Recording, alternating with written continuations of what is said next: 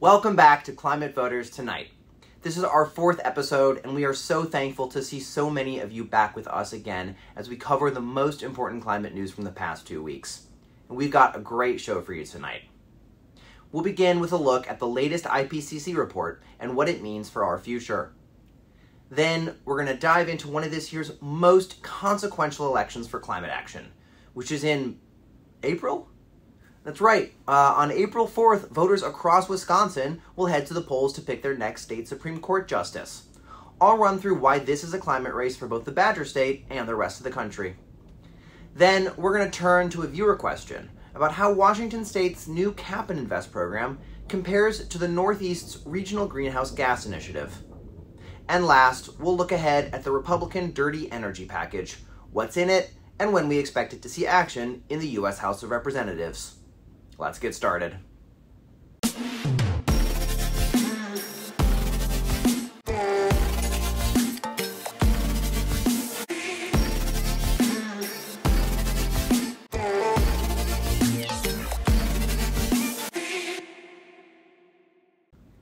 All right, we're going to start off tonight with some heavy news, but I promise I'll leave you with plenty of reasons to be hopeful. Last Monday, the Intergovernmental Panel on Climate Change, more commonly known as the IPCC, released a major new report on the state of our climate. According to the panel, global average temperatures are very likely to reach 1.5 degrees Celsius warming over pre-industrial levels by the early 2030s. That's the threshold beyond which scientists say the likelihood of catastrophic climate impacts increases significantly. I realize that's a hard pill to swallow. But there are some silver linings. Perhaps most importantly, this report clearly shows that the extreme levels of warming over 1.5 degrees that we had expected even just 10 years ago is no longer likely. The progress we've made on clean energy and climate policy has already brought projections down. Here's just one number that should make us hopeful. The cost of solar power has fallen 85% over the past decade. That's because of the hard work you all have put in to win historic laws and policies at all levels of government that incentivize clean energy and have made it possible to implement it at scale. And that's the glimmer of hope from this report. Most of the tools we need are at our fingertips. We just need to keep driving action as swiftly as possible. So let's keep pushing. All right, moving on. Our next story tonight concerns Wisconsin, or as I like to call it, Minnesota Light. On Tuesday, April 4th, voters will go to the polls to pick Wisconsin's next state Supreme Court justice. The outcome of this race will impact everything from the way they draw legislative districts to how the governor staffs agencies. So tonight, let's talk about this election, how we got here, and why it matters for climate action. First, how did we get here? Well, it's important to note that not all states vote for their state Supreme Courts, but those that do, like Wisconsin, usually see these elections fly under the radar. There are 2 rounds of voting in these nonpartisan contests. The first is an open primary, where voters pick their top choice. The 2 top vote getters then advance to a general election. The primary for this election took place back in February. 4 candidates threw their hats in the race. Janet Protasiewicz, a Circuit County judge in Milwaukee County, and Daniel Kelly, a former Wisconsin Supreme Court justice, advanced to the April 4th general. So why does this race even matter? Well, the outcome of this election will touch the lives of Wisconsinites in many different ways, from the future of abortion to how the state appoints its electors in presidential elections. But when it comes to climate progress, we see the impact right now in 2 areas. First, Wisconsin's legislative districts are gerrymandered, which means they're not competitive. That lack of competitiveness breeds extremism and pushes people into partisan camps. Since incumbents in safe districts only have to worry about primary challengers, they are incentivized to cater to the most extreme corners of their base. All of this discourages thoughtful dialogue on issues that matter to Wisconsinites, like climate change. But how did we even get here? Well, first, the 2010 Republican-led state legislature redrew the maps with very few competitive seats. This meant that even if Democrats got more votes than ever before in recent Wisconsin history, they still couldn't control the legislature. Now fast forward 10 years. With a new census in 2020, the time had come for Wisconsin to redraw the maps yet again. This time, although the Republicans still controlled the majority in the state legislature, they no longer held the governor's mansion. Still, the legislature tried to push through extremely partisan maps to solidify their existing advantage. But Governor Tony Evers vetoed those maps, setting up a fight at the state Supreme Court. In November of 2021, the court decided that it would take a least changes approach to redistricting, leaving the existing gerrymandered maps largely intact, only making small adjustments to correct for population changes. And that's why this race, which could tip the balance of the state Supreme Court, is so important. The future of competitive elections are at stake. Let's look at just one example of how partisan maps have stalled climate progress.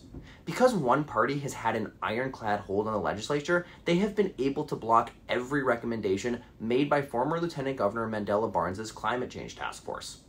Now, the second way this race impacts climate action has to do with appointments and confirmations. Right now, the State Department of Natural Resources is controlled by a slim majority of political appointees from the previous administration. One of them, Fred Prayne, whose term expired in 2021, is still serving. That's because when Governor Evers nominated a replacement, the state Senate blocked that nomination.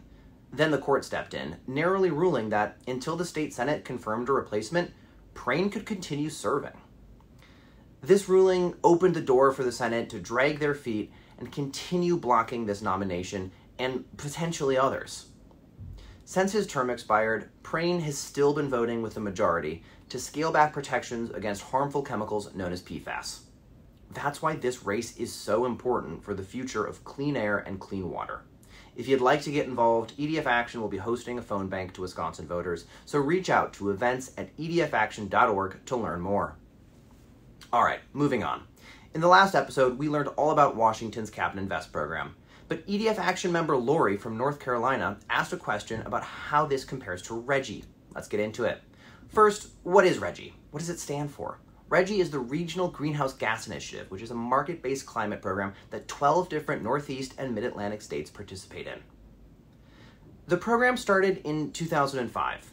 Governors from Connecticut, Delaware, Maine, New Hampshire, New Jersey, New York, and Vermont all came together with a commitment to reduce carbon emissions. Then, in 2007, Maryland, Massachusetts, and Rhode Island saw how great Reggie would be, and they joined in. The Reggie Marketplace officially launched in 2008. Unlike the Washington Cap and Invest program, Reggie doesn't cast a wide net on all major polluters across the economy, but instead focuses only on fossil fuel power plants. The program places an enforceable declining cap on the amount of carbon dioxide emissions that power plants are allowed to spew. These power plants are on the hook to obtain an allowance and pay for each ton of carbon dioxide that they release into our air. And just like Washington's Cap and Invest program, Reggie has auctions. These auctions are held quarterly and are open to all participating states. As the cap on pollution decreases over time, so do the allowances available for purchase. This creates a market incentive for power plants to move to cleaner, cheaper sources of energy such as wind, solar, and battery storage. Participating Reggie states then get money in return from the sale of allowances, which they can invest in their communities as they see fit. Reggie has a proven track record of success. Since the program began, it's cut pollution from power plants in half. Beyond driving climate action, it's generated 3 major benefits for states. First, it's created jobs and economic opportunity. Reggie has generated over $4 billion in economic value across the region. Second, it's providing savings for consumers. Reggie has resulted in a whopping $15 billion in savings on utility bills thanks to investments in energy efficiency programs like lighting and insulation. Finally, there are health benefits. A study from 2017 found significant health benefits from Reggie, including reduced deaths, heart attacks, and cases of asthma. There is no question that Reggie has led to more clean energy sources for our country and helps to break our dependence on dirty fossil fuels. Now, it was these benefits that states like Pennsylvania and Virginia saw, which catapulted their officials to join Reggie. However, dirty energy companies are looking for any opportunity to try to throw a wrench in it. Look no further than Pennsylvania. Dirty energy companies took this to court and resulted in Pennsylvania's ability to participate in the auctions being put on hold until further notice. And there are also complications in Virginia. Once Governor Youngkin took office, he officially initiated a harmful and unlawful exit to Reggie. This makes no sense. 95% of Virginians who submitted official public comments on Youngkin's withdrawal said they want their state to participate in Reggie to reduce emissions, protect our planet, and reap the economic benefits. but there's something you can do. If you're from Virginia or know someone who lives there, the governor needs to hear from you. Go to edfaction.org/Reggie to submit a comment in support of Reggie. The Youngkin administration will be reviewing individual comments, so make your voice heard. All right, moving on.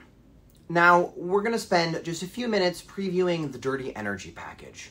This is a package that's being proposed by Republican leadership in the U.S. House of Representatives who are actively working to undermine bedrock environmental laws and roll back the historic progress that we, with your help, made last Congress.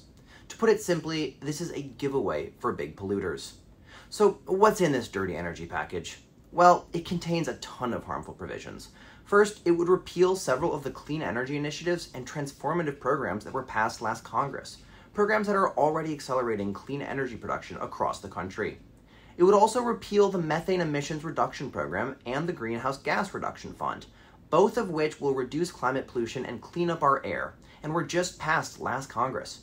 Additionally, it would dilute the bipartisan Toxic Substances Control Act, which protects American families from the health impacts of harmful chemicals. Oh, and a side note about that toxic chemicals law Republicans now want to undo. It was passed almost unanimously in a Republican-controlled House not too long ago.